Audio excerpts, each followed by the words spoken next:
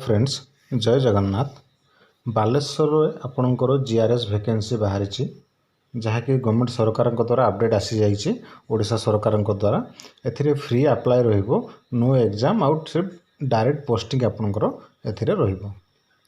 Apply last date आपणकर रहिबो कोन ना 21/9/2024। टोटाल पोस्ट आपणकर अछि 327 टी पोस्ट, महिला मानक पई 105 टी पोस्ट अछि। आसतु यही नोटिफिकेशन विषय भल भाव टिके डिटेल्स टी जानी नबा कौन कौन अच्छी वीडियो रे आगु को बढ़िया पूर्व वीडियोटी को लाइक शेयर आउ सब्सक्राइब करंतु। नोटिफिकेशन टी आपनकर ओपन हो गला देखि नियंतु भल भाव। Baleswar district GRS requirement 2024 name of the organization जहाँ द्वारा ये पोस्ट टी बाहरी जिला परिषद बालेश्वर गवर्नमेंट ऑफ ओडिशा। एथिरे आपण मेल आउ फीमेल महिला आउ पुरुष एथिरे आपण अप्लाई करि परिबे। ग्राम रोजगार सेवक द्वारा पोस्टर ना एटा देखि नियंतु एथिरे 327 टी पोस्ट बाहरी। इंपोर्टेंट डेट्स गुडी को कौन कौन देछि ना अप्लाई डेट आपनकर 22/8/2024 ठारू आरंभ होइछि। अप्लाई लास्ट डेट होउछि आपनकर 21/9/2024।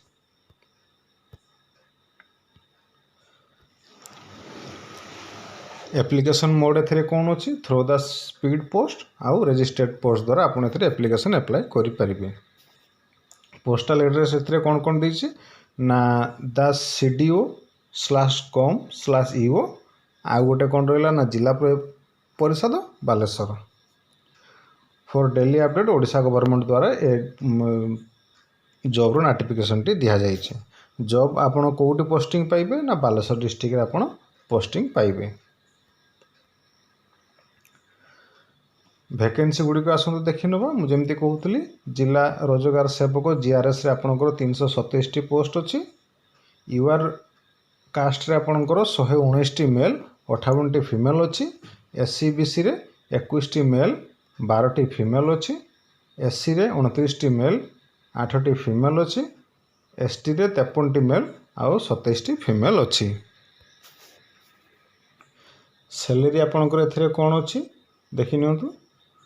The newly engaged GRS will get constituted monthly remunerations of raise 7000 जहाँकि आपण पोस्टिंग टाइम रे प्रथमे 7000 टंका करी दरमा पाइबे।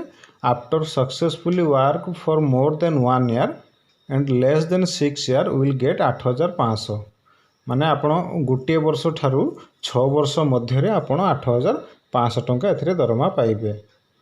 And will get 8880 per month after successfully work from more than 6 year 6 वर्ष ऊर्ध्व हेले आपण एथिरे 8880 टंका दरमा पाइबे प्रत्येक मास।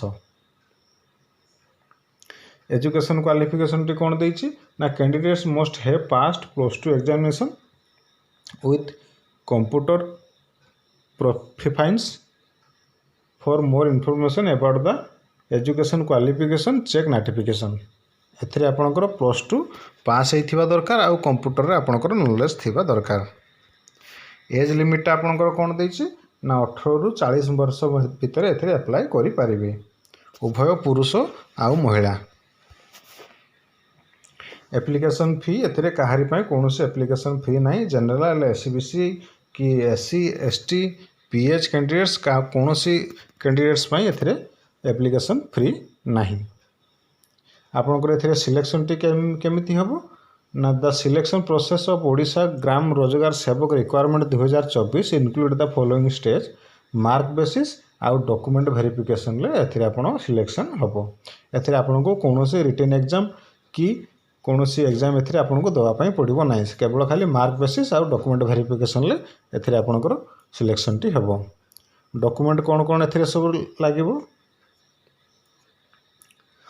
ना all education certificate and mark list, computer certificate, self attached residential certificate, self attached caste certificate, self attached certificate of disability if applicable,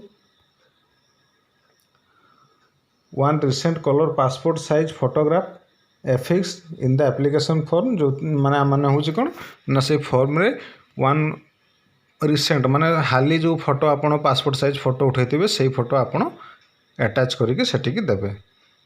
candidates can read full notification before apply बारंबार ये कह जाउछि जे कि कैंडिडेट्स फॉर्म अप्लाई करबा पूर्वरु भल भाव में form T को पढ़ी नेला परे तापर आपण अप्लाई एथिरे करिवे।